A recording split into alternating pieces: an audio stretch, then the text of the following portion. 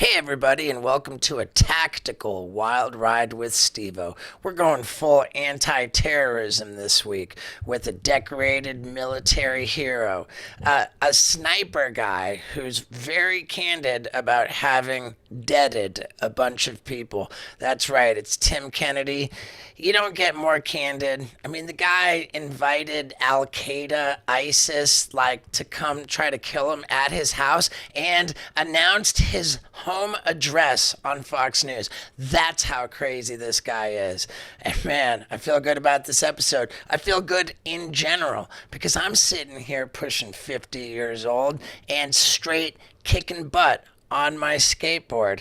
Now, how is that even possible? Well, for starters, I take care of myself and my diet. I plug in the gaps in my diet by using AG1 from Athletic Greens.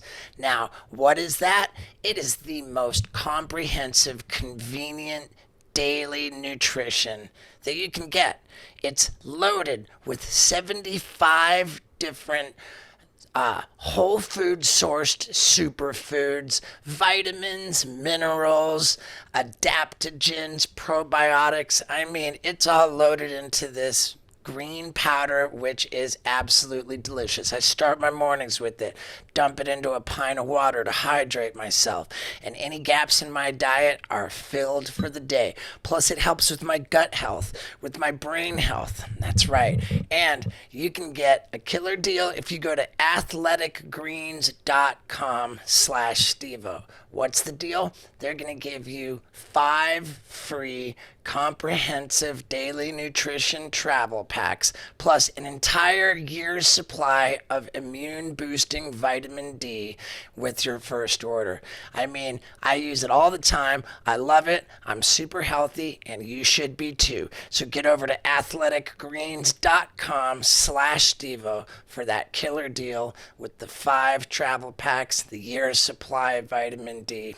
It's killer. Now, let's get into it. They're just going to bring out a couple of coffees. All right. Should we wait for that or fuck No, let's go. Dude. All right, dude. You're in Texas. Coffee? Yeah. This is just it. It's part of life. Here we go. Ladies and gentlemen, Tim Kennedy. I want like Rambo music to play when somebody says my name. Yeah, dude. But then they actually meet me and like, oh, so underwhelming. That it makes perfect sense that you should have Rambo music. You are like a real life Rambo. And you remember Scott Randolph? Gorgeous as ever. You know. Do you remember at the Paramount Theater in Austin when we did the show? Yeah, post-traumatic stress still from that. Yeah, and then I thought I killed you. well, before Steve walked out on stage, he was like, Drop me. Make sure he drops me on my head," and then he walks out. And then I went back and told you, and you're like, "All right." And so you see on the footage, you dropped him on his head. I did, but I mean, I was like, is he dead? Is he dead? And I've deaded some people, and I was worried for a moment. Yeah. That I feel like I feel like there was some situation, not with you, but with like some person who's in a military situation. It's basically not cool to ask someone about killing people, right? Generally, it's kind of weird, but I also think that people like, oh man, it's not cool to ask that.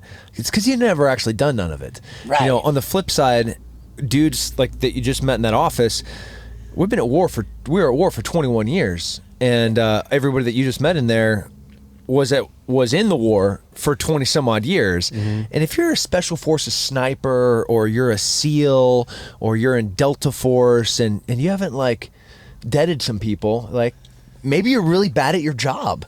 Yeah. And if you're also touchy about talking about it, maybe there's something wrong with you, not the work. So you processed it all afterwards in therapy? Well, I mean, in life, I didn't have in MM. You processed it all in MMA. Yeah, ring? I got a great family. I got great friends. So definitely processed, definitely talked, and I'm still in the business. So I just got back from overseas a couple of days ago and went straight into hunting, and got back from hunting. Those pictures I sent you as I was driving back. Dude, I was epic. I'm so tired. And you are active military as we speak. And, Well, right now I'm on your awesome couch in this cool van. This is a great van. Yeah, thanks, man. It's a fun gimmick, dude. We do very well bringing the studio to the guest. Is to make this a yak? That is as That's fake fake. as could be. Yeah. But I want to say that like I'm an outspoken animal guy. I love animals. Me too. I super respect the hunting. I want to say that on the record. Real hunting. Yeah. Yeah, because there's some people that do some wacko stuff they're not real hunters, and we hate them, and we eat them for lunch. But I really appreciate you saying that. Yeah, I mean, like trophy hunting, I think is whack. I don't respect that. I hate it. But like hunting for food, Yeah. it makes all the sense in the world to me. And I believe that it should be like a custom of our society that if you're going to eat meat, you have to become licensed to eat meat, and to get that license, you should have to kill an animal. Oh, that's heavy. I love this idea. I love people having to experience with a degree of responsibility freedoms. Yeah. I even though I'm like pretty anti any form of regulation and anything, I'm like a super freedom first sovereignty, like I'm like total freedom. I'll bake you a cake full of weed for my gay neighbor, like don't care. Do whatever you want as long as I get to be free. But with that, there has to be a degree of individual responsibility where somebody appreciates the value of this freedom, and like hunting's a perfect example of it, where do you understand the conservation side of why we hunt, where we hunt, when we hunt, how the seasons work, how we cull herds, how we make sure they're genetically natural? Because we as humans have messed up things.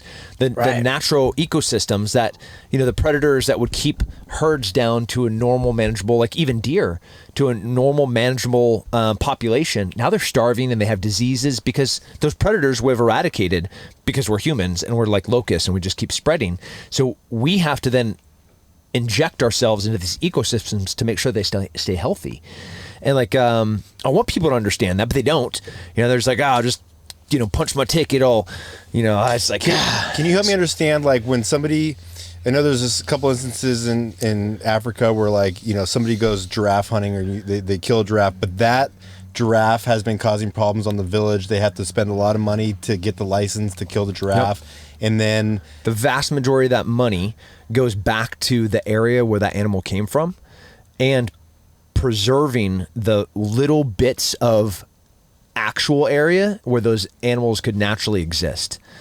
So we'll use bear, for example, in New Mexico.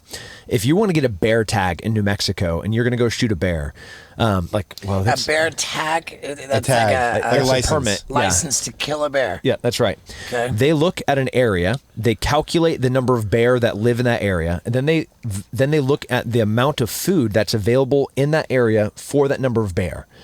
If there's enough food to keep 20 bear alive healthy, the extra numbers of bear are the numbers of tags that they're going to generate. Let's say there's 28 bear. So you're going to have 8 tags that are going to be generated off of that area, off of that lot.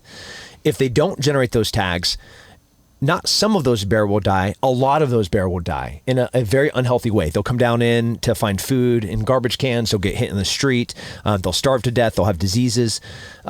But the money that's generated off of the sale of those tags goes back to pay for the lands that those animals normally exist on. Mm-hmm. So just in this one tiny little example of, one, we're doing great conservation of paying for the land and paying for the actual environments, what ducks, the wetland preservation, or New Mexico, Colorado, Utah, Montana, Africa. All of those instances are like the money that is generated directly goes back to these communities or back to these places, these habitats that these things exist. And then we're also taking care of the animals. But that's good hunting. Then there's like the assholes that always, and there's always assholes that give everything a bad name, posing with something, and you're just like, it's embarrassing. The assholes, are they universally breaking the law being assholes? Like, are the laws sort of structured to make hunting good hunting, or is Yeah. there like legal asshole hunting? No, you have to work to be a legal asshole hunter, Okay. or you have to be really rich. Okay. You mean like shooting animals from a helicopter?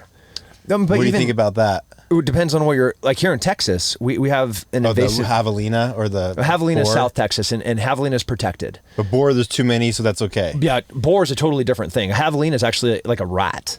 People think they're pigs, but they're not. They're more like a muskrat than they are a pig. Yeah. It's weird. But the pigs here, 10 years ago, there was less than 100.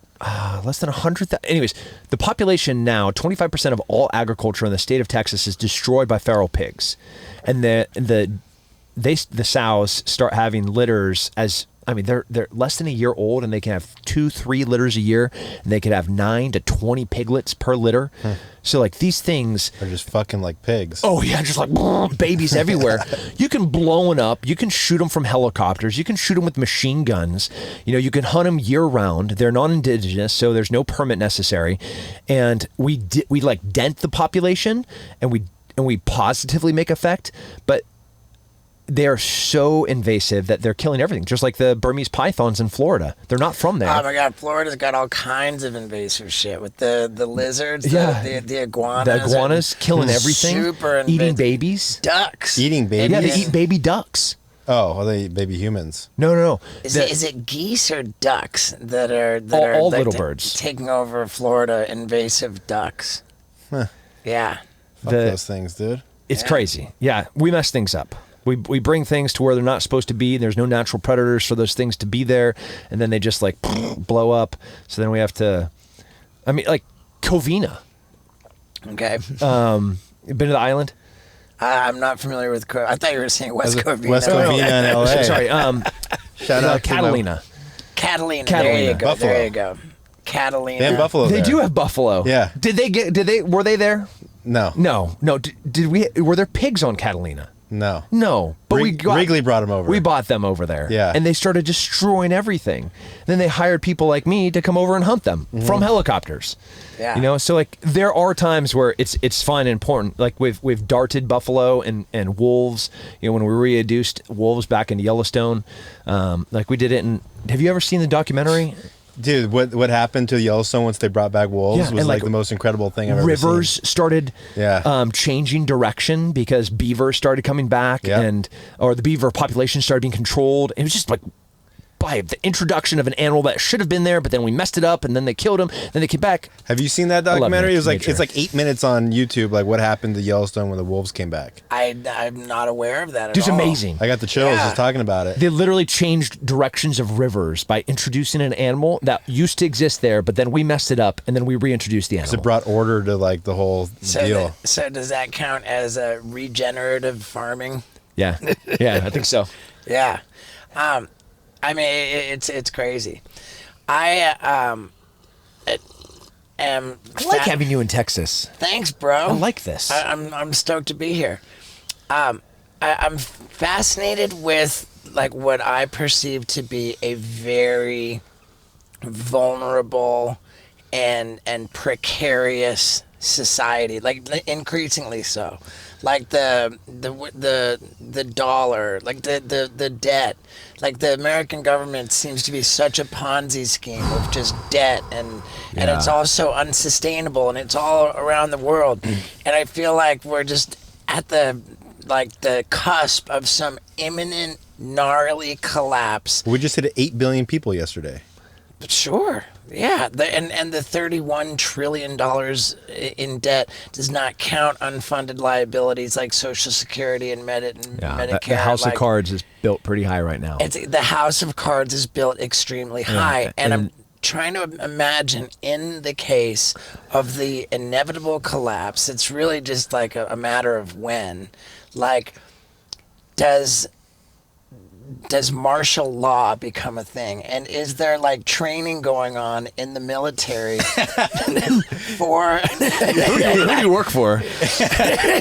Yeah. I mean, like you hear crazy theories, like or rumors of like, you know, what do you call them, like prison camps that are like being built for like this type of eventuality. Yeah.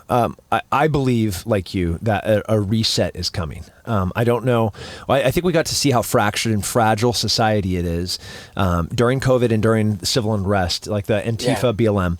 Those things were happening concurrently, right? Or towards the end of Trump's presidency. We saw cities burning. We saw riots. We saw horrible things that you'd never imagine happening in the United States happening. And most experts think that 3 meals, people missing 3 consecutive meals, is how much it takes for anarchy and chaos to really come over, and take over, right, where neighbors are doing gross things to neighbors to try and put food on their table.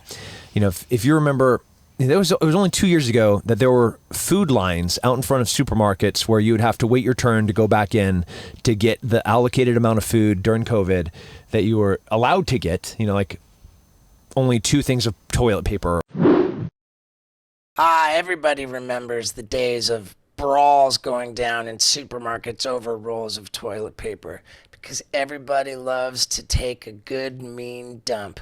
Now, this episode, of course, comes out on Thanksgiving. The day after Thanksgiving, it's called Brown Friday. You know why it's called Brown Friday? Because it's the plumber's most busy day of the year, because people are taking huge dumps of that big Thanksgiving meal. And I'll tell you, when you take a dump, you want to take a complete dump. And in order to do that, you need Squatty Potty. It's a killer little stool that fits around the base of your toilet. By putting your feet on it while you take a dump, you put your body into a crouching position, which it was intended by Mother Nature to be in for dumps.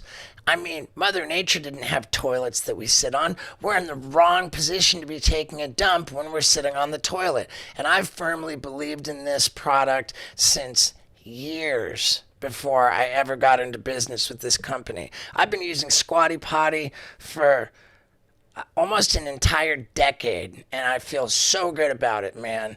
It just helps you take a more complete dump. It keeps you healthier. And I mean, not using Squatty Potty, I think, is a health risk. So get one of these cool Squatty Potties for your toilet and get 20% off your order by going to squattypotty.com/Stevo. Again, that's 20% off your order at squattypotty.com/Stevo. Now, let's talk a little bit more about those pandemic restrictions. Only 2 gallons of water, only 1 thing of oatmeal. You could take no more than 4 pounds here in Texas. Like, they had very strict, this is like what you're allowed to do. We also had we called it snowpocalypse here. We had a cold front come in, and it was like 2 weeks of snow. The state is built. Was that when Ted Cruz went down to Cancun? That's the one. Yeah. That's and a couple years ago. So because of the cold front came in, and the electrical power grid could not withstand the heating. Yep. Phased blackouts. And while COVID is happening, while people are still like freaking out and rioting, people were scared, and everything was still fine. But nothing actually had gone wrong yet. Right. And so we are very, very, very in a precarious place of truly things going bad. Right. So yes, people are doing training. We do training. We have provider courses, protector courses, situational awareness courses that are all civilian facing. And then we have a military law enforcement wing where we train departments on how to respond and react to a lot of those things. But then on like the national level, there are absolutely exercises that are going on, training around this stuff. If there is an apocalypse or a reset, what are like the top 3 things that you're glad you have? You want a generator, you want a food supply, and you want a gun. Those are good. Anything else? And water? I mean, like if we went down this prepper, because I'm like prepper. You're a prepper? I'm prepper. No shit. Yeah. tribe, community, family, friends. It's really easy to be like, I got my go bag, I got my gun, I got my water purifier, I have a generator, and cool, that stuff's gonna last like a week. When it really comes to longevity, it takes a community. It takes trusted allies.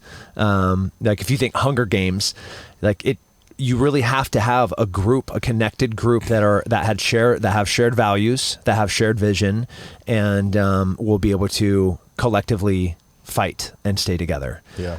Can share food. So obviously, as a hunter, with my mini freezers that have redundant power sources, I'm gonna have. What's a redundant power source? It just keeps. We'll never run out of whatever. That's right. It just keeps going on. I don't know how the engineering is behind that, but it's just really easy redundant. engineering.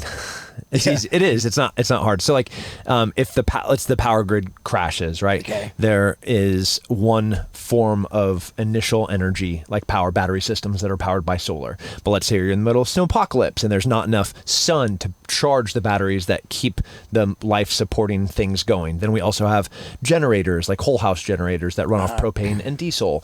And then you have some that are on natural gas. So when I say redundant, I mean redundant. So we'll have enough meat forever, and but I need veggies and I need fruits, but I'm not really a farmer. So back to the community and tribe, I have tons of friends in my clique to trade. That will trade, yeah. That will barter and be like, cool, here's an elk backstrap. Can I have some artichokes and some zucchini?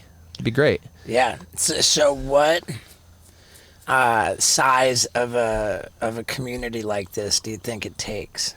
20, 30? 20, 30. Okay. Takes a village. Yeah. Yeah. I mean, prepping. It's gnarly. Yeah. But people thought I was insane 3 years ago. In 2019. That's right. Yeah. And then, our courses are sold out for a year and a half. I can't hire people fast enough that are qualified enough to train the number of people that are asking all of the things that I was screaming from the rooftops 3.5 years ago. And the reset hasn't even happened yet. That was just a little taste of here's something that barely kills anybody, but gets you kind of a little bitty sick. Yeah. I think it's wild that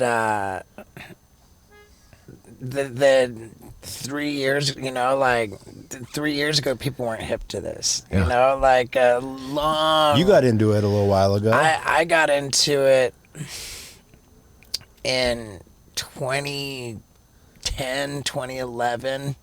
What, you read something, or It was my dad was telling me that the dollar's gonna collapse. Buy gold. Don't don't buy a house because a house in America is gonna be like a cabin on a sinking ship or something. Now I don't think that America. My dad would have everybody believe that America's in a much worse position should the dollar collapse. But I just think that the whole world is so joined at the hip. It's I have a Canadian passport, so I've thought about don't go there. Yeah, it's not going to be any better. Yeah, I don't think. I don't know that it's going to. Trudeau's going to give you freedom. Come on. Yeah, but I think about it a lot, just in general. And the writing was on the wall a long time before COVID, and then we really sped up the process with COVID, with the money printing, and and then now with the hiking up the interest rates to try to combat the inflation, it feels like all we're getting is stagflation now. Yeah. Right? Meaning that inflation's out of control and nobody has any money. Yeah. Yeah. This Q4 of 2022, retail wise, I think it's going to be a really great indicator for people to recognize how dangerous financially a lot of people are. There's a lot of debt that was carried over from COVID when people were out of work or, they're getting locked out of their apartments, the property owner couldn't kick them out yet Right. because they're frozen and they weren't allowed to kick anyone out. Right. But that property owner now has 7 properties, and 6 of those people haven't paid. So like that property owner is now in bankruptcy with the bank. Like all of that's going to be cascading. And, Well, you saw Amazon, Meta, and Google. They're laying off tens of thousands of people. Twitter fired 3,000. Like, there's like 35,000 Right, jobs but- as of today done. Yeah. yeah, And- right and after the when- midterms, by the way. And gas just went down. No, gas just went up. What? But it's like $2 here. Yeah, you're in Texas. Yeah, it's like 5 or 6 in California. Yeah. You're in That's all taxes. That's California taxes. Jesus. Meanwhile, The price of oil it's has $88 a barrel. It's like the lowest it's been? There's not the No. lowest it's been. It was way lower in the pandemic because nobody was driving. during the Trump era, it was half what it is right now. 40. Yeah, Yeah. that's. I mean, typically, like historically, oil's about $100 a barrel. You know, so there's no fucking reason why gas should be so expensive. No, it's crazy.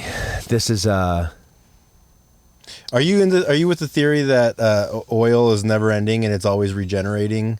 Yeah. And they just have the scarcity tactic of like it's running Diamonds. out. It's just always going to regenerate itself. yeah. I mean, it's not like we're not all of the stuff that is in the center of the earth came from the earth. So You know, it's like- just always going to be there. yeah. Yeah, why wouldn't And it? finding more of it, and we're getting better at finding it. And Right, with the fracking and the sands. yeah, and you are in a very energy-rich state. So when you start talking oil and natural gas here in Texas, people are like, they get really. It's a huge industry here, and they get angry. With the current, Passionate. passionate, good word, about how ignorant the rest of the country is about it. I mean, the fact of oil. This is Black Rifle coffee. Well, it's really good. I really like it. Oil, like what America It tastes like oil. consumes, like 2 million barrels more oil every day than it produces. Is that what it? So it's like a net negative But we can produce as much as we want, but we don't. because of the Keystone Pipeline. A variety of reasons. That being one of them. Where we're allowed to drill, where we're allowed to have pipes, but production and storage are federally controlled, and that ebb and flow happens with every administration. And right now, it's very constricted. And then during the Trump era, it was very not even very loose. It was loose. So it's like it's always. Currently, we're in a delta where we're using reserves or we're buying it from foreign, but we absolutely have the ability to be totally energy independent. That would be good. No, like if we could do it like that, and You- we're energy independent. You mean America just relies on itself for whatever Yep. it needs, all Yeah. the resources. So All resources, energy wise. So what's the holdup? Why wouldn't we? I mean, do that, it? Bureaucracy. that's voter problems. Voter problems. Yeah. Huh? Why? The talking points of like the Green New Deal or what kind of energy renewable energies we're supposed to be having, and all of that is the biggest scam of anybody with any understanding of economics and math that looks at any form of renewable energy, and it's like, wait, it takes how much materials to make one wind turbine, and that wind turbine makes how much power, and that power is then stored in how many lithium batteries, and those lithium batteries take how much material. So like the carbon of this compared to the carbon, well, that doesn't make sense. Okay, we'll move to another one. Let's go to solar. Okay, so to make a solar panel, we're going to find these materials and we're going to buy it from this place and then ship it from there to here. We're going to manufacture it in this other country and then ship it from there to here. And then we're going to make all of that energy. And then we're also going to need the batteries. And to buy those lithium, we have to buy that lithium. It's only in a few So different you're places. saying that renewable energy is It's not, a scam. Okay. It's a scam. Like, go nuclear if you really care, or just realize that we have enough energy with true and energy independence here. I mean, there is, like, for all the people talking about how great electric cars are. Yeah, like, you're running on coal, brother. Like, I love your electric your electric vehicle. I have a Tesla. Yeah, cool. You charge it with coal, or you charge it with any other fossil fuel. So my carbon footprint is actually not doing pretty good since I bought a Tesla. No. Because I guess that once the battery dies out, they got to bury it and never biodegrades into the ground, so it's there forever. Yeah, I don't know how lithium biodegrades. Yeah. Probably not pretty good. No, but like, man, there's amazing. Joe Rogan had him on their podcast. This brilliant.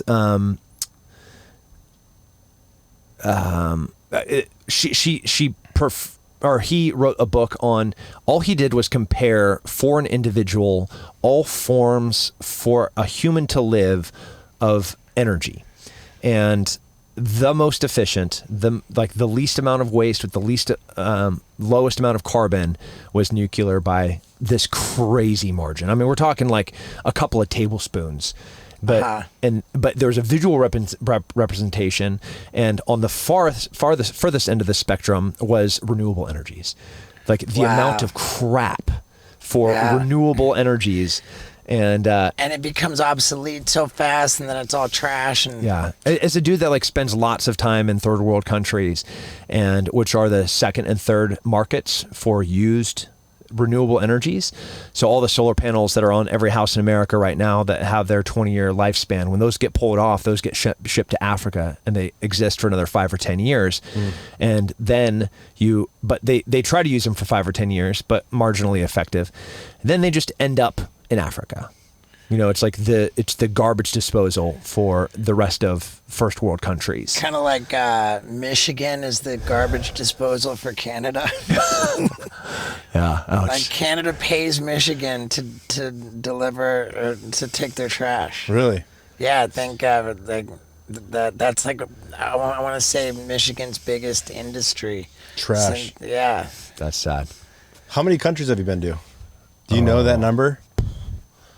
I have like 8 or 9 stamped out passports. Yeah. Because Steve and I like to keep track. I'm at 50. He's at 55. But I'm wondering. I think I'm at 58. He's like, I can only talk about the 50. Yeah, I don't know. I mean, like on Africa, I was with my kids just a couple of days ago. I was pointing at like the 1 or 2 countries I hadn't been to. Wow. You know, in like the whole continent. And then in Europe, I don't think. I mean, Russia is the only one. Really? You've never been to Russia, huh? Yeah, can't go there. You can't go there. Dude, No. you'll go to jail faster than Brittany Granger or whatever her name is. For real. Yeah, she had a vape pen. You know, hey, so this special forces dude just landed in Moscow. Yay. Yeah. Nah, Jason Bourne just landed. Right. Oh, man, could you imagine? That'd be Right, but rad. that hasn't stopped you from going to the Middle East. So Yeah, but he's like probably camouflaged in the heat of the night. Yeah. Dressing and up he's like a tree for 3 weeks. He's not coming through the airport with his passport. Right. He's not Argo fucking, going through trying to get people out like that. No. What? That was I remember the last thing that really, like the TMZ and Tim Kennedy and he, like they're gonna. They're gonna come after him. The ISIS. Oh yeah, that was a while ago. It was a long time ago. Yeah. Yeah. ISIS was here in Texas when I first moved here.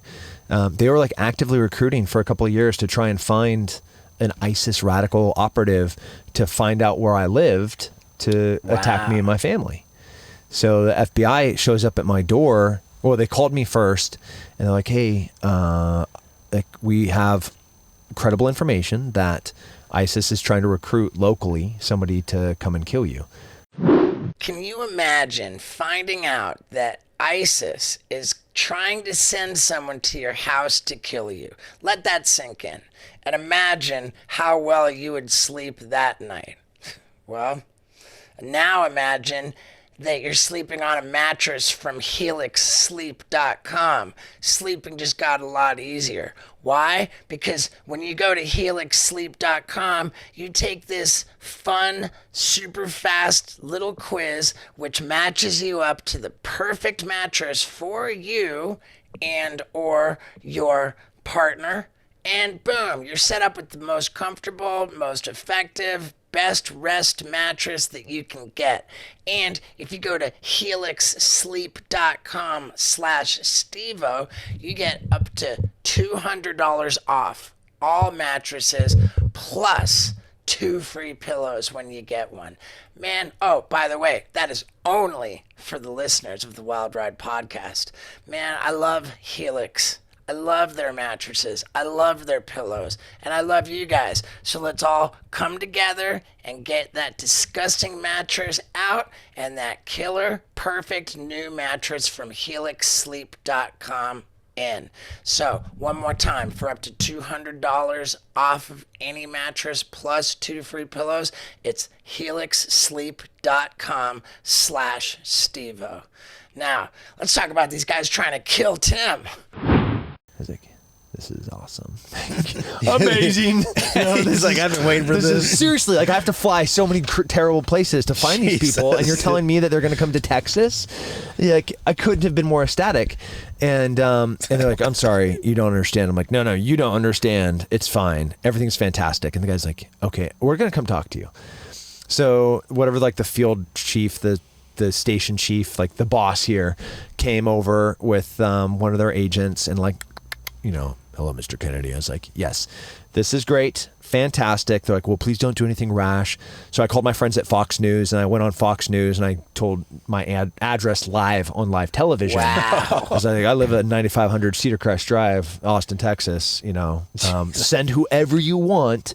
Just know that you're never going to get them back. Like that's it. And like I said that live on television. God, dude. And my wife left me for a moment. Really? Yeah, she was so mad at me. But I mean, she's been around long enough to know what she signed up for. Like, I had just gotten back from Iraq where we had killed the number 2 bad dude on the planet. Yeah. The number 1 bad guy in the whole entire country, Zarqawi. And she like married me right after that. So. Dude, that's what I've been dying to ask you is, I know you did something about being tortured and like waterboarding just to show like. Those are different things. What? Where you said you did this thing about being tortured and waterboarding, but you like colluded those two. Yeah. Those are different things. Yeah, Well, but is it- waterboarding is not torture, dude. Yeah, that's literally what I was showing. Yeah. Waterboard. Because I always wanted to film a video with Steve like going through like different like He would torture. be bored. He would be bored. If you waterboarded him, he'd be like, Then why do people like I'm out? barely uncomfortable. It's kind of pussy shit. It I really mean- is. It's not. I'm not gonna say that it wouldn't be uncomfortable, but I just don't think it's visually like impressive or shocking to look It at. is uncomfortable. Yeah. But you are very familiar with discomfort. Yeah, it's kind of like it's like jumping into water and you don't play. Yeah, it is not a thing. I mean, I was waterboarded. Like there's really strict guidelines as to what you're allowed to do when you're waterboarding. In this This is the rules of like the rules of what? Like war when you capture somebody? no, so all forms of enhanced interrogation, and that's what waterboarding was. And they don't do it anymore. So there's a bunch of enhanced interrogation techniques, but there's a really clear SOPs. Like this is how you do it. This is how it's safe to do it. So you don't drown somebody or hurt somebody. And there's also useful information. So real information is something that's dependable, reliable, and usable. If you're pulling somebody's fingernails out and drilling their hands, Is that enhanced interrogation? that is not. That's torture. Okay. And there's no information there because that person would say anything to get out of this, to get out of torture. Oh. Right. My mom's a goose. The sky is purple. You're right, my mom. Yeah, my mom's a goose and the Yeah. sky is purple. Like whatever. So that's the fine balance of in enhanced interrogation finding truth, but goal is to put somebody under a really serious external stressors that are constant so that you can decipher truth from fallacy. And if you don't have a status, if you don't have a baseline, there's no way that you'd ever be able to gauge truthfulness from a lie. What about a lie detector test? That isn't always helpful. And when you are trying, so like yes, no questions, lie detector tests and voice stress analyzers, polygraphs, those can be useful. And when the American military and government does it on us for our security clearances, they're like yes, no's. Like, are you an agent for a foreign entity? No. Do you have any business relationships with Russian agents? No. Like real easy, but we also have baselines where they know, and that's like developed over time. Mm-hmm. So it's not in the field, or it's baselines meaning like your biometrics, that they know who you are, and like he's always at a 70 for some reason, is at 82 heartbeats per minute. Like that's weird. Yeah. That's interesting. And in like high stress situations with enhanced interrogation. Yeah. They call it like BIT or TQ. BIT is battlefield interrogation techniques, or TQ is tactical questioning. And in like an initial, like if I first get a bad guy, there are more relaxed rules initially during the initial time that we take this person in to ask really relevant, important questions about saving and protecting people's lives. Like specifically, are there any current operations that are targeting, Americans or their allies in this region? Like that line of questioning, and it's intense initially. Back to the giving your address out on Fox News. Yeah. Did nothing came of it? Now they're cowards. Just flat out, they're cowards.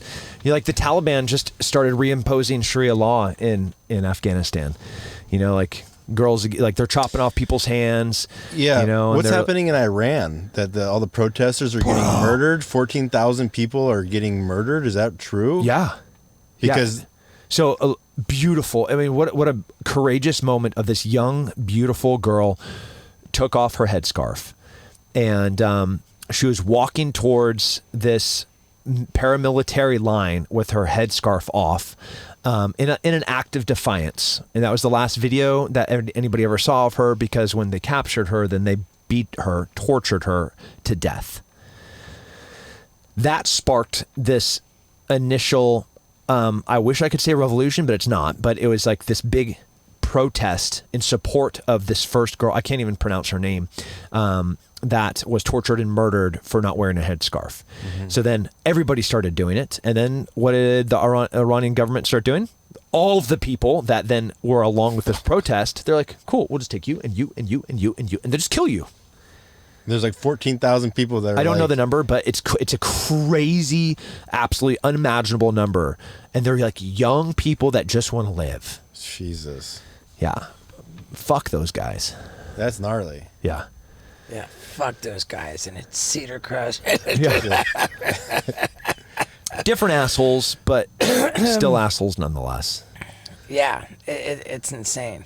Can we just like get along? Yeah, tell me about it. Yeah, why can't we?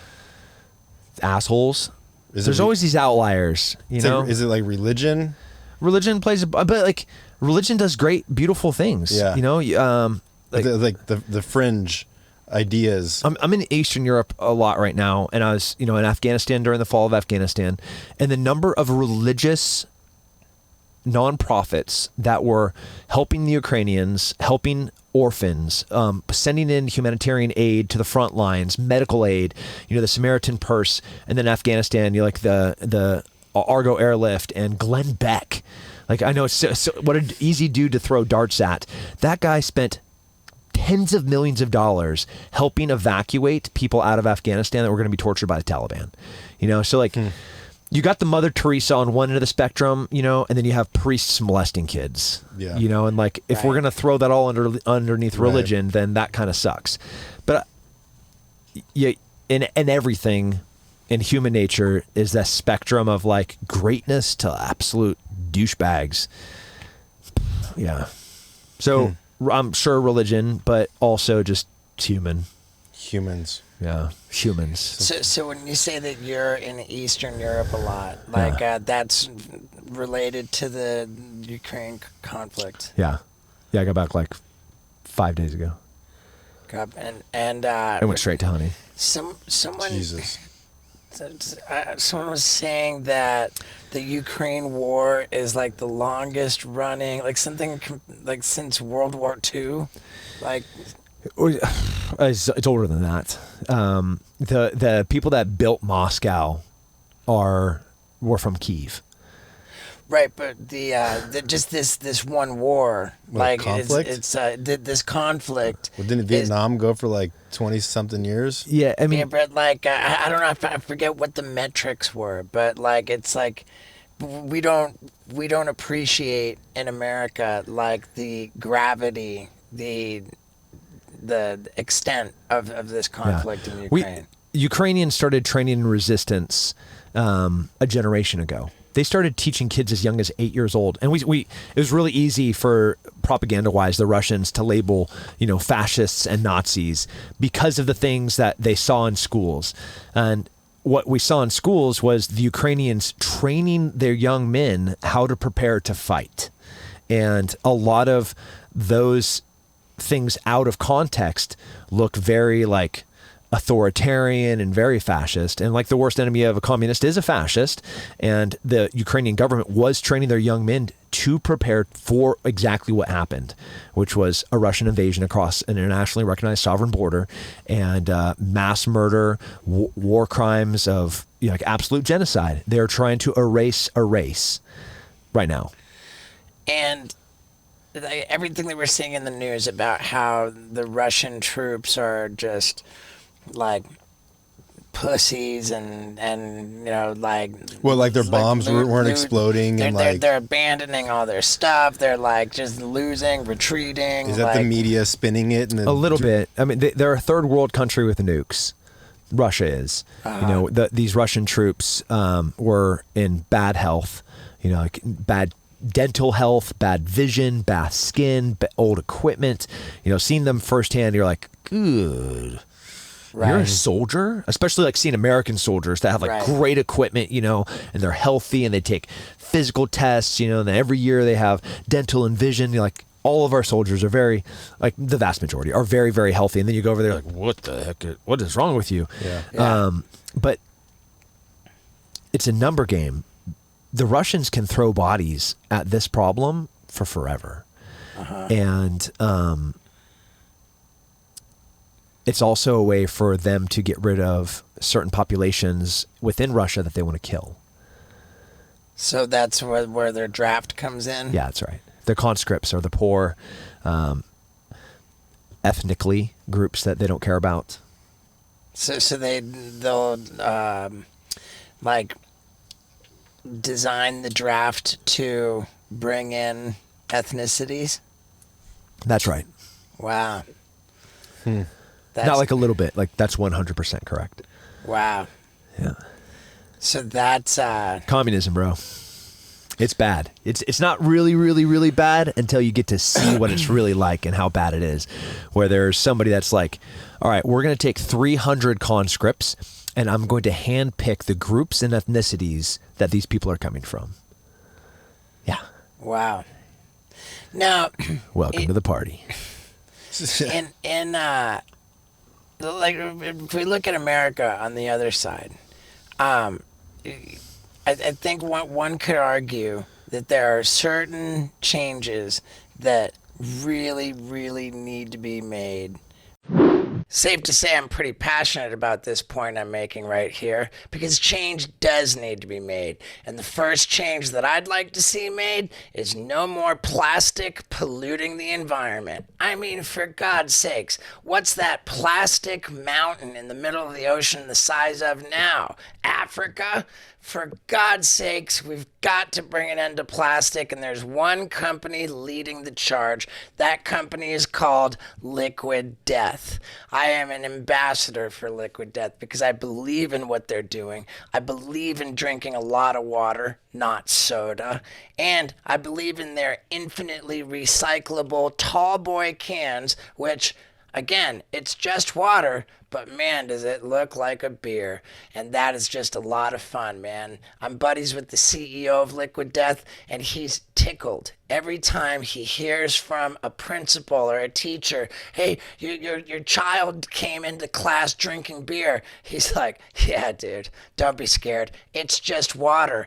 And don't be scared of infinitely recyclable aluminum because it's way better for the world than plastic. So, dude, plus this mango chainsaw is my favorite of the killer new flavors. And if you order from liquiddeath.com/Stevo, you get free shipping on all of your water and your merchandise. And their merchandise is equally hilarious, by the way. Plus, water is pretty heavy. So they're going to pay for free shipping for you to order their killer water and be saving the world. For the love of God, dive onto this deal right now by going to liquiddeath.com/Stevo for all this killer beer-looking water that's super good for you and super good for the environment. Free shipping on everything. liquiddeath.com/Stevo. Now, let's talk about changing the world some more. But those changes... Flat tax. Right, like, but Okay. 10% Oh, that's perfect. across the board. I love right. it. There's a lot of changes I think we could agree need to be made, but they'll never be made because they're inconvenient to the American, the The standard American politician. Yeah, well, nobody's gonna vote for somebody who's gonna do what needs to be done. Yeah. What do you want to see done? Like universal health care. How about like a universal basic income? Maybe that would make sense. Like, who knows? And with like all the fossil for the environment, like it's fucking nuts. It's fucking nuts. And if we're gonna like not destroy the world, then we need to make some pretty radical changes. Yeah, I do think we need radical changes. But the first radical change is a society, cultural one, where people can sit here and talk about things that they disagree with. I'm fairly confident that you and I would disagree on a lot of topics. Yeah. And I'm pretty sure that we could sit here like civilized people and talk through them. Yeah. Maybe we agree, maybe we don't agree, but we would definitely find a middle ground where if there was ever going to be a compromise on either part, it would happen between two rational people having a goddamn conversation, which evidently is impossible. Well, yeah, well, if I wouldn't assassinate your character if I didn't agree. You're a bigot. Whatever you're about to say, go on. Exactly. Yeah, you're a racist. That's what happens. Yeah, just like immediately. Like, no, man, just take a breath and listen to this person. And listening takes a degree of empathy and sympathy for me to like try to like look at the shoes and see if I could walk a mile in your shoes while you're talking. Mm-hmm. And then I'll respond. But that's gone. I don't know. It's coming back. Is it? Pendulum doth swings back. Okay. I can't open like what are all the dumb like, Truth social media or Parler or Twitter or all of them are just like crazy people. Mm-hmm. Yeah, I think social media is a really big problem too. For sure. Big time. Wait, doesn't it incentivize people to like talk negatively? Mm-hmm. Well, yeah. I mean, dude, like you ever have somebody talk shit on like one of your, and then you see that person in real life? Does that ever happen to you? It's happened one time. Because I actually don't read any of my comments. I was on Lance Armstrong, another Texan. Great. Man, you should do a podcast with him. He's brilliant, super successful entrepreneur and investor, in addition to like being one of the greatest athletes in our time. And I was on his podcast, and obviously I'm a freedom forward person, which would include guns. And Lance has never shot a gun before, and he's like, he and his audience are on the opposite end of the spectrum when it comes to like Second Amendment stuff. And like, I love all of them. Like, I'm a constitutionalist totally. And in our conversation, I compromised language and said, he's like, are you for any forms of gun control? And I was like, well, all gun laws are a form of gun control, and there are good gun laws. So could gun control be a solution? Absolutely. That one sentence of Tim Kennedy saying that gun control is a solution, every single conservative on the planet was like, Tim Kennedy's a redcoat, he's a FUD, he's a complete traitor. I was like, and I was just agreeing with somebody that doesn't speak the same language as me to like, and gun laws are a form of gun control, and we have great gun laws. If you have a restraining order, you can't go buy a gun. If you're a felon, you can't go buy a gun. If you're addicted to some pretty nasty drugs, you can't go buy a gun. If you've been dishonorably discharged, you can't go buy a gun. Yeah. If you've been in a psychiatric ward in the last 5 years or... Yeah, I just bought a lever action, and Oh, cool, great. I ended up buying a bunch of. I like lever action. Yeah, they're fun. Winchester and I got a 4570. Those are heavy to shoot, but yeah, the amount of questions they ask you. But is that state by state? Do they change? Nope, that's federal. So those same questions that I get asked in California, the same everywhere. That's right. A blanket statement across the. Yeah. What percentage of it's some crazy percentage of like gun deaths are people with their own gun? Oh, it's almost everyone, and then the remaining little bit are bad guys using guns against other bad guys. Right. Like the number of gun deaths against like the gun being used the way it was intended to be used. Yeah, so rare. I mean, they're like a diamond. It's wild. To finish that Lance Armstrong story, a newspaper journalist wrote this big thing about Howe as a traitor, and then posted a whole bunch of stuff online. And then I saw him in person. It was like, oh, Mr. Kennedy, I was like, pause with the Mr. Kennedy thing. You called me a traitor. I've been in the military for 18 years, and now you're already like recanting and scooching back. Like, I can pull your article out here. You literally called me a traitor to this country. And, you want to talk about these? No, I think it was just a misunderstanding. I was like, it wasn't. You wrote it in black and white. And he just could not be more of a coward. And that's how they all are. Yeah. I mean, that's crazy. Yep. We got introduced to you as when Rogan. American as fuck. Yeah. Yeah, poor Joe. Yeah. Yes. It says American as fuck. Meet Tim Kennedy. He's American as fuck. Yeah. I'm loving Joe and Joe more being in Texas. I can see that. Yeah, he's what it was. I don't know if it was. I don't know that Joe being in Texas changes Joe in any way, even slightly. I think Joe is just very much Joe. Yeah.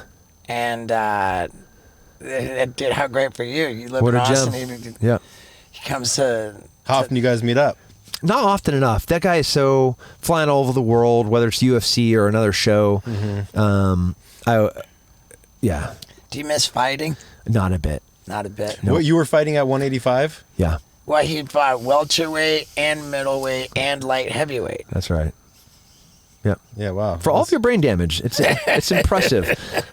Yeah, What's impressive there's a clip going on around you on TikTok where you're like backstage. Is it Yoel Romero? Where you're like, dude, if you're standing, you're ready to go. Or Yep. Yeah, it was a title elimination fight. Michael Bisping was the champion, and I just beat the brakes off of him.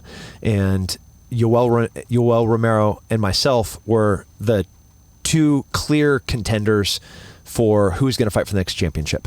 And we fought each other. I knocked him out in the end of the second round, and then the bell rings, and he doesn't answer the bell. And it's real clear rules of the Athletic Commission. You have 10 seconds to answer the bell. If you don't, it's a forfeit. So 10 seconds goes by, 15 seconds, 20 seconds, 30, and he's just not coming out. And so I start celebrating, mouthpieces out. I'm pointing at Danny White, like, hey, you're paying me, and like, give me my title fight.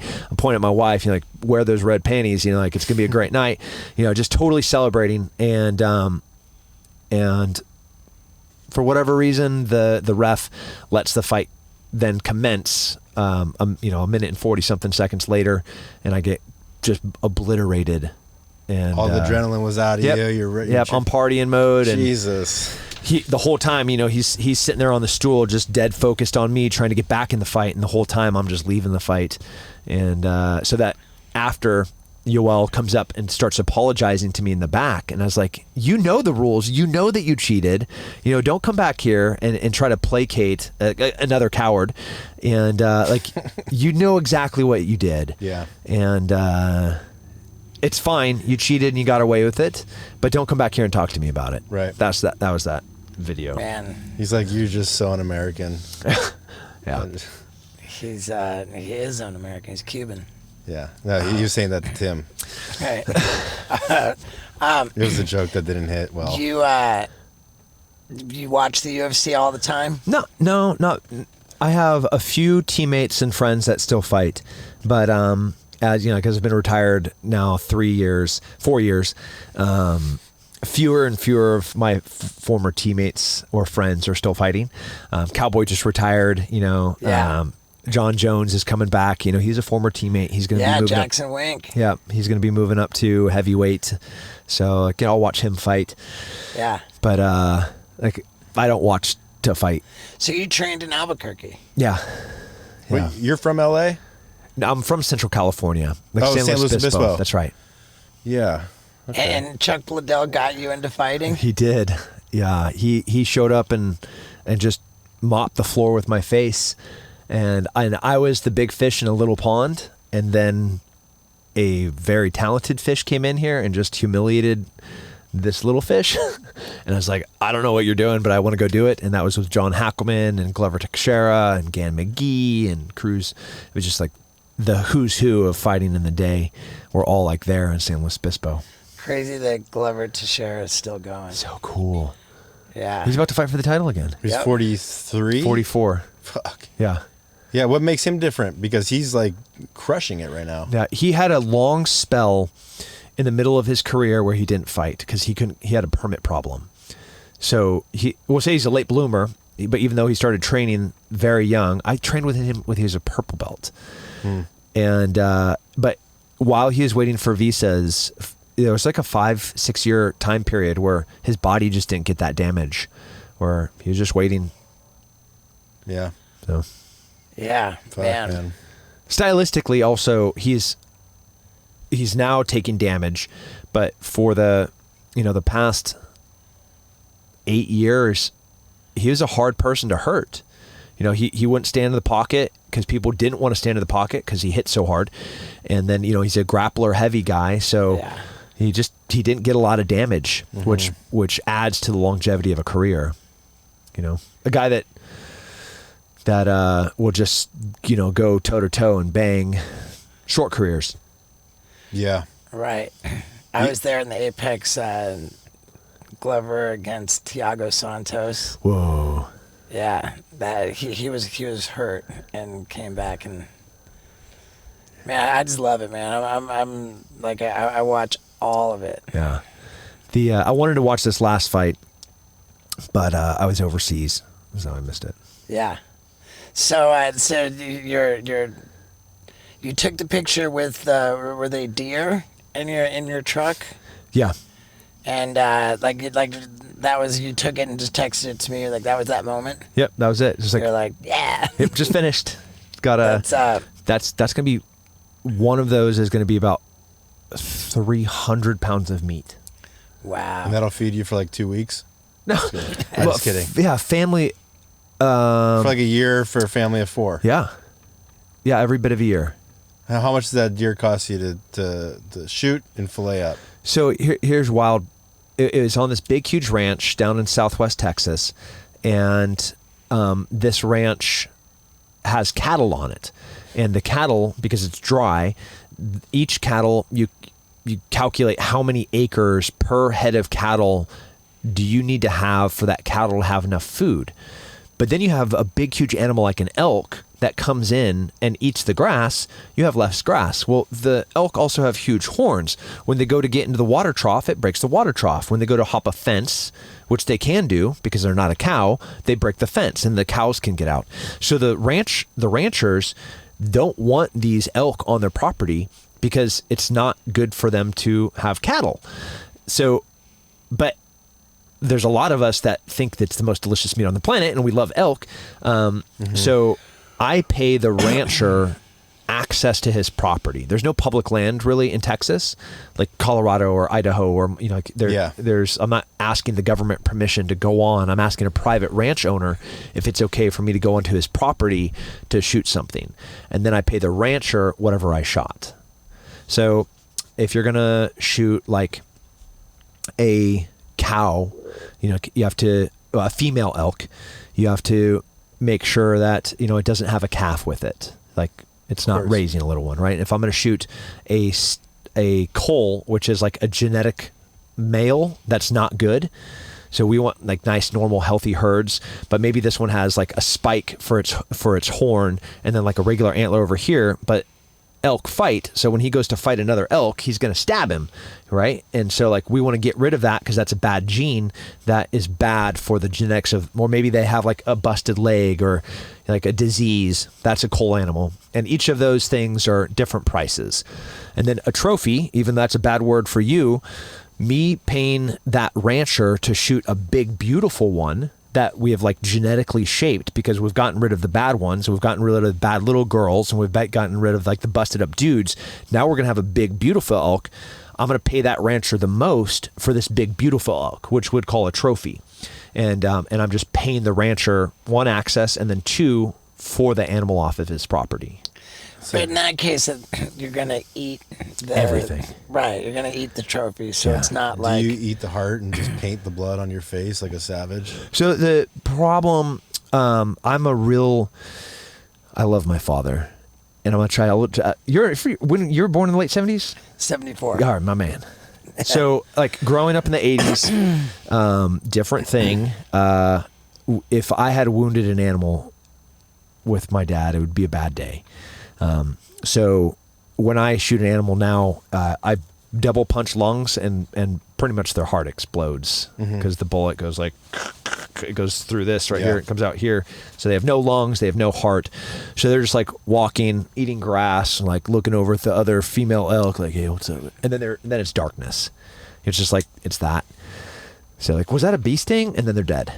So there's no like ritual you do, like Nah. you don't say a prayer before you shoot it or anything like that. I appreciate them. Like, I had my 7-year-old son with me, and when we walked up, like it's still hot, and you put your hand on it, and it's like, man, thank you for your life.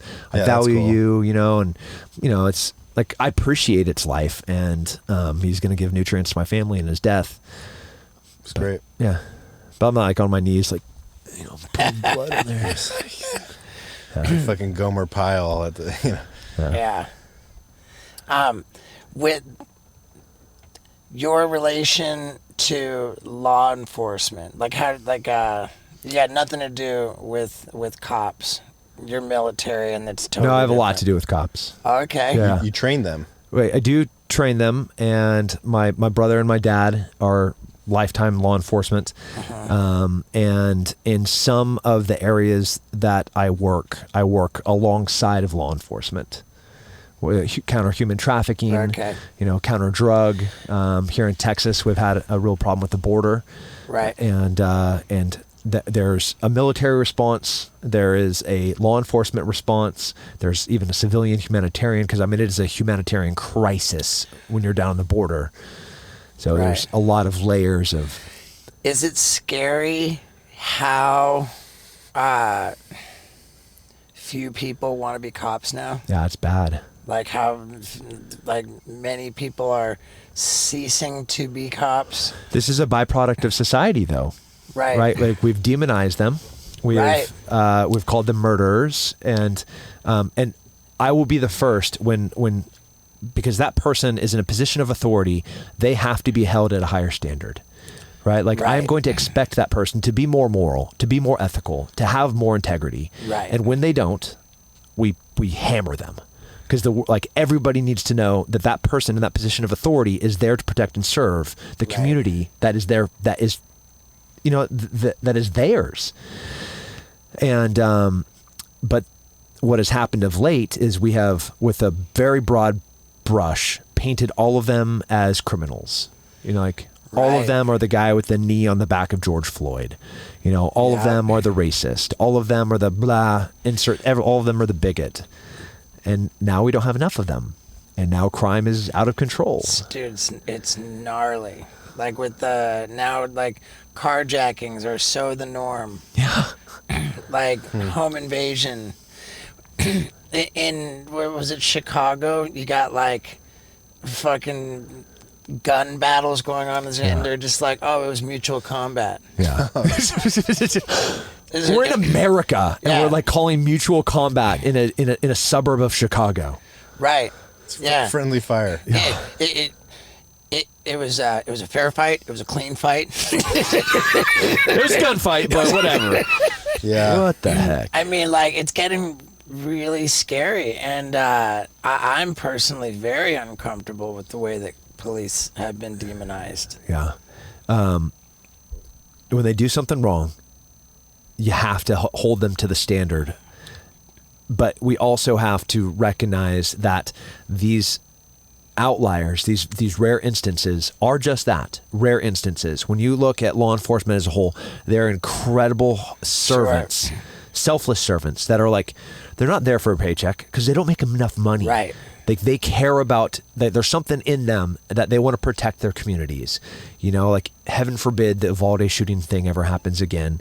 But if it does, those people that were like fighting to get in those doors to go to get those kids, like the Border Patrol officers that climbed through windows, that's the heart of a protector. Yeah. You know? And God bless them. Yeah, We need more of them. Well, is that what's going to happen? Then it's like, well, we don't have enough military. We don't have enough cops, so let's send the military in here. Well, we and then still the got this- military did such a good job. Let's send more. And more. But there is this thing in the Constitution that prohibits directly American soldiers operating within the American border. So you have a National Guard, which Yeah. are state assets, which are not federal soldiers. So in the instances that you've seen soldiers like currently on the Texas border, those are Texas National Guardsmen that work for the state. There's So you wouldn't have the Army come in? no, Or Navy or No. Coast Guard? no, never. Nope. Not unless you have ships coming up, you know. Yeah. From North Korea. Yeah. Are we seeing in the military any similar dynamic as we're seeing with police? Yeah. That there's not enough, that people don't want to do it? Yeah. So, it's like... Are that's- other countries doing that too? Is it like that? Yeah. Like everybody doesn't want to join the military in Russia, and well, I guess you don't have a choice. Yeah, in yeah. Some countries. Russia and China and North Korea, you can't take into the pool of. Oh, you're 18, sick. Yeah, you're poor. Awesome. Cool. Yeah. The benefits that you get for joining the military are very real, right? Dude, amazing. Education, Amazing. Three My- hots in a cot. Yeah, no, that's jail. It's not jail. We're talking about positive things here. Yeah. Dude, my girls are going to college for free because I went to war and I got the Montgomery GI Bill. So Wow. yeah, my daughters are going to college for free. They get paid like a salary to go to school, and all their tuition's paid for. They paid off my. So like when I joined, whatever school debt I had, they paid off. You know, like when you talk about real student loan repayment program, how about you go do some goddamn work for it? Like There I you fucking go. did, Yeah. because I went and fought for my country. You're like, you can go do that. Anybody can do that. That's So- available for anybody. So if I had like $90,000 in college debt, and Go join the military. they'll pay it off. Fixed. Fuck. You know, and you get to do something rad. Yeah, go see Fly the freaking world. helicopters. Yeah, do you know how many? Like, I have no idea how many countries I've been to in the military. Yeah. You know, like amazing dental. Look at these teeth. It's not you know, bad. when I have a beautiful family that I'm so proud of. My copay for my last daughter to be born was like $3. Yeah. And a fucking elk tenderloin. I did have a rad like battle axe put over her crib that my wife took down. It's now in my office. She wouldn't let me hang it over her crib. It was right before you gave out your address. Yeah. that poor woman. She is amazing. How long you been married? 18 years. Wow, Yeah. it's crazy. Yeah. Almost. I'm rounding up. Yeah, that's good. Yeah, she's you don't want amazing. to, good to clarify Right. that. You don't want to get that wrong. All right. Well, Yeah, dude. Do we have to go to the airport? We should go to the airport. man. Lame. I want you guys to stay in Texas. We'll come It's, back out. Okay, this weekend, I'm teaching a precision rifle course. It's like teaching people how to shoot things really far away. How many businesses do you own? Like me fully, 8. But I own like a bunch of little bits of other companies too. On it? You own part of On Nope, It? nope. Oh, no. No, Live Relentless, which is a supplement line, a competitor of On It. Okay. I worked for On It and marketed for On It, Okay. and I was a sponsored athlete when I was fighting for On It. Right. Still love On It, like great stuff, great people. Yeah. But when they got bought, and Right. like the OG crew of the founders like got replaced, like which always happens. Fair So I enough. was like, peace out, go do my own thing. But with your 8 businesses and your pieces of other businesses, like you're just straight killing it. Yeah, life is so good. Life is like really. I get to have like a positive impact to my community, to my tribe that we're talking about. You know, like Right. being able to. Like, my neighbors are going to get coolers full of elk and bison for Christmas. So I said You know, like, deer. I want to go. On cool. the when I said that in the photo you sent deer, but deer is not elk. Deer is not elk. So No. it was elk. Deer is fine. We're in the middle of rifle deer season right now. Okay. But those are it would take 10 to 12 deer To equal provide the amount of meat that came off of my one elk. Right. Yeah, it's kind of crazy. So family's great, business is great, Killing it. and military's great. Yeah, it's like I enlisted under Bush and went to war 2 times with Bush, then to President Obama, and then to President Trump and to President Biden. So like I've worked for a variety of different administrations, and there's highs and lows in all of it. But like the thing that I love the most is the work that we do. And I think it's something that is very rarely talked about, is how much good the American military does overseas. Humanitarian aid in Ukraine, building schools in Africa, like building wells in Africa, Right. like and not because there's some strategic necessity or that we need to be the policers or anything, or even that we owe anyone anything. It's just like we're Americans and we can do cool things for people because we're the greatest country that's ever existed. So if you're in a bad way, we'll like run up beaches and climb cliffs and maybe drop a nuclear bomb on you if you're an asshole. But like if you need help, we'll be there. We'll pay for your college. Yeah. Yeah. That's Yeah. cool. It is I mean, cool. fuck, dude. I didn't realize that, and maybe a lot of people listening might. The student loan repayment program, like that. So you enlist. You have to get through basic training, finish your AIT, get to your unit, Get and- healthy. You got to do push-ups and sit-ups, Yeah. and all of a sudden your shit's paid Yeah, for. check 3 blocks. Cool, your school's paid for. And then like they pay it off in phases of how long you're in. So like if you're in for 4 years, you actually have to, at the end of your 4 years, they'll write that last check. It's pretty cool. I mean, Super. some people Yeah. go through their whole life without even paying their college off, I don't understand that. One, why would like? and they don't even finish. Yeah, Yeah. that's it. I mean, we could talk about that for years. But Yeah. yeah, Well, go damn, do I'm- something that makes you happy. Yeah. First and foremost. Yeah, we were really excited about seeing you. Dude, When we came out to Yeah, Austin, we were like, really. dude, let's hit up Tim Kennedy. I For haven't sure. slept yet. So I literally got back from Eastern Europe, and then I Man. went to hunt, and I hunted straight for 3 days. You texted me as I was driving back from Southwest Texas, 50 miles from Mexico.